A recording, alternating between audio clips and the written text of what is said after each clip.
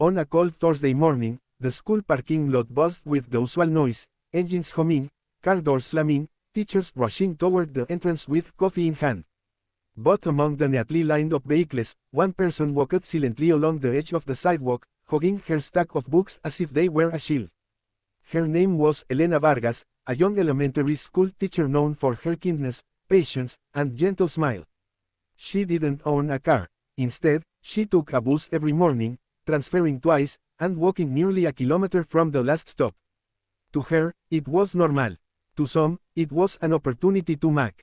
As Elena crossed the parking lot, the laughter started. Two teachers leaning against their shiny new SUVs whispered loudly enough for her to hear. "There she is, Miss Public Transit," one said, pretending to wave as if Elena were arriving on a bus. "Maybe she should teach financial literacy," the other joked, "since she clearly needs help." Elena's cheeks burned. She kept her head down, gripping her books harder, wishing she could disappear. But the humiliation didn't stop there. A gust of wind blew open her worn-out bag, scattering papers across the pavement.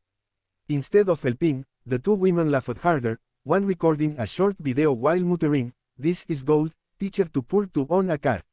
Elena scrambled to collect her papers, her hands trembling, her pride breaking with each second. Just then, a sleek black car pulled into a nearby space. A man in an elegant suit stepped out, his brow furrowed as he watched the scene unfold. His name was Alejandro Torres, entrepreneur, investor, and multimillionaire. He had recently started funding educational programs and was attending a meeting with the school principal. But the moment he saw Elena being mocked, his plans for the day shifted. He recognized something raw, something familiar, in her pain. Years ago, before his success, Alejandro had worked as a janitor in a corporate building. He remembered the sting of ridicule, the whispers behind his back, the way people measured worth by possessions. That memory hit him like a punch. Without hesitation, he walked toward Elena. The two mocking teachers straightened up instantly, adjusting their jackets, suddenly aware of Alejandro's expensive presence. But he ignored them completely. Instead, he knelt beside Elena, helping gather the last of her scattered papers. "Are you okay?" he asked softly. Elena tried to smile, brushing dust off her lesson plans. "Yes, thank you, I'm fine," she whispered, though her voice trembled. The mocking teachers rolled their eyes and walked away, but Alejandro's gaze followed them, cold, sharp, and forgiving. "You shouldn't have to deal with people like that," he said, standing up. Elena forced a small smile.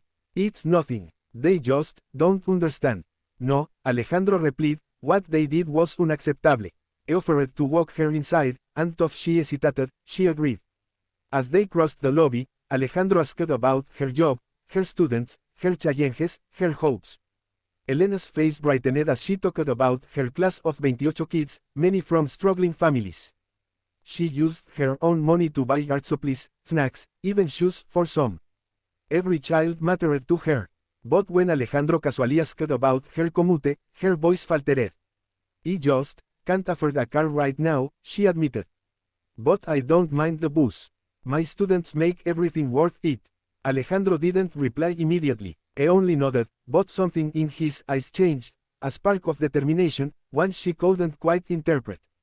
That evening, Alejandro couldn't get Elena's face out of his mind, her humiliation, her perseverance, her kindness. He replayed the scene in the parking lot, the way she stood small against the cruelty of others. "No one with a heart like hers should feel that way," he murmured. And right there, he made a decision. A bold, quiet, life-changing decision. The next morning, Elena would have no idea what awaited her, no idea that her life was about to shift in a way she never imagined. All she knew was that she was tired, embarrassed, and emotionally bruised.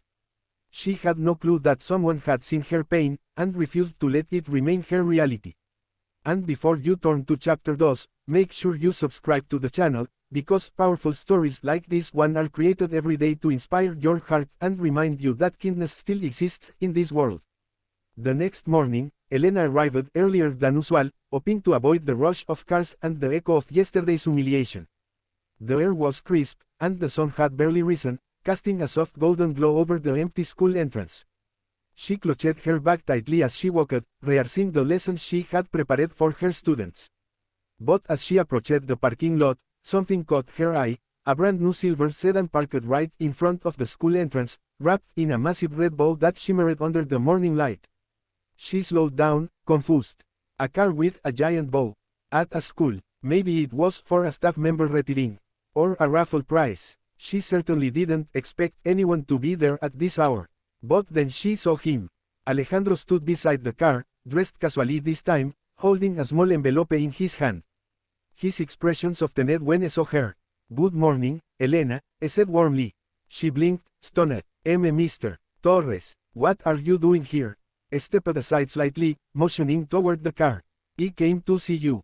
Elena's heart raced, her breath catching in her throat. "Is this for you?" Alejandro finished gently. She froze. Her mind couldn't process the words. "For me? No, no, this must be a mistake," but Alejandro shook his head. "It's not a mistake. You deserve so much more than what happened yesterday. You deserve dignity, respect, and the means to continue doing the incredible work you do." Elena felt her knees weaken. I can't accept this. It's too much. You barely know me." Alejandro held out the envelope. Opened it. With trembling fingers, she lifted the flap. Inside was a handwritten letter. "Dear Elena, yesterday I saw cruelty. But I also saw strength. You give your whole heart to your students, even when no one is watching. You walk miles to teach children who adore you. This is not a gift, it's an investment in the difference you make in this world. Thank you for being who you are." Tears welled in Elena's eyes. No one had ever said anything so kind, so thoughtful. She pressed a hand to her mouth, overwhelmed. Alejandro continued softly, "I've arranged the insurance, the registration, everything. It's yours. You won't have to walk in the rain, or wait for buses in the dark ever again." She shook her head slowly. Why would you do this for me?" Alejandro's voice held both tenderness and sincerity. "Because people like you inspire people like me. And because no good heart should ever be humiliated for what it lacks, especially when it gives so much." At that moment, the two mocking teachers arrived in their shiny SUVs. Their jaws dropped as they noticed Elena standing beside the gift car. The bow, the envelope, the millionaire, it all connected instantly. The shock on their faces was priceless. But Elena didn't look at them. She was too busy wiping her tears, trying to absorb the generous reality before her. Alejandro handed her the keys. "The world needs teachers like you, Elena. Please, let me help you continue shining." For a moment, she hesitated. But then, with a trembling breath, she nodded. "Yes, thank you, truly. I don't know how to thank you enough." Her voice cracked with gratitude.